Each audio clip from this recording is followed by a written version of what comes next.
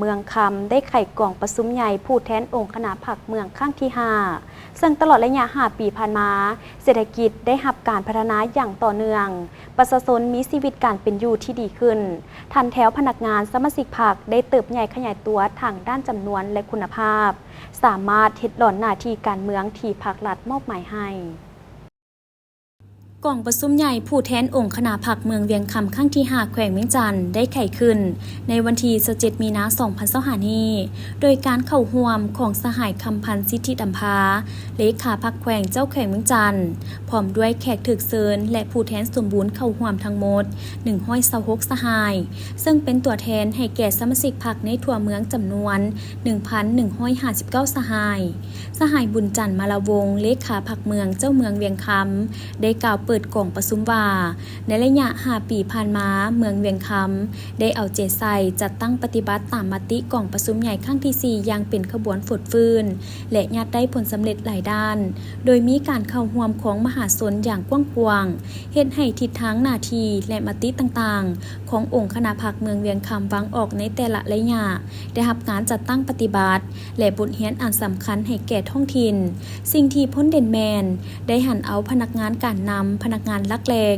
ลงเฮ็ดเวียกงานก่อสร้างรากฐานการเมืองพัฒนาชนบทหอบด้านตาม4เนื้อใน4คาดหมายและสุกยูเวียกงาน3สร้างเข้าสู่หลวงเลิกเอาใจใส่ศึกษาอบรมการเมืองแนวคิดให้แก่สมาชิกพรรคพนักงานรัฐกรและประชาชนบรรดาเผ่า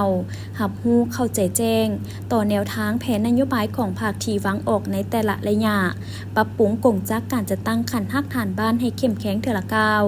ด้วยความพยายามดังกล่าวจึงเฮ็ดให้เมืองเวียงคำได้มีเสถียรภาพทางด้านการเมืองสังคมมีความสงบเป็นระเบียบเรียบร้อยประชาชนบรรดาเผ่ามีความสามัคคีปรองดองมีแนวคิดอุ่นเอียงทุนเทียงมีความเชื่อมั่นต่อการนำพาของพรรคและการคุ้มครองรัฐด้วยระเบียบกฎหมายเศรษฐกิจได้รับการพัฒนาอย่างต่อเนื่องประชาชนมีชีวิตการเป็นอยู่ที่ดีขึ้นทันแถวพนักงานสมาชิกพรรคได้เติบใหญ่ขยายตัว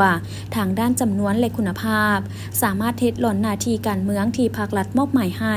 หน้าที่อันสำคัญของกล่องประชุมใหญ่ครั้งนี้จะได้สุ่มใส่พิจารณารับพ้องเอารายงานการเมืองและแผนพัฒนาเศรษฐกิจสังคม5 ปี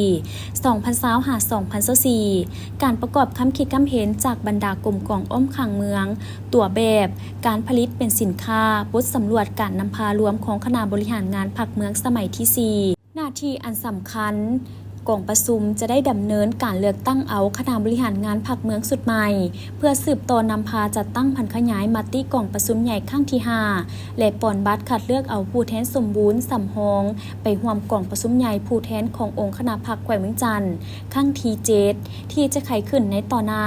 จากนั้นจะได้ดำเนินกองประชุมครั้งปฐมฤกษ์เพื่อเลือกตั้งเอาคณะประจำพรรคเมืองเลือกตั้งเอาประธานรองประธานกวดกาพรรคและรับรองเอาเลขาคณะบริหารงานพรรคเมืองเพื่อสืบต่อปฏิบัติหน้าที่เวียกงานพิเศษกล่องประชุมจะได้รับฟังคำโอ้ลมจากสหายคำพันธ์สิทธิดำพา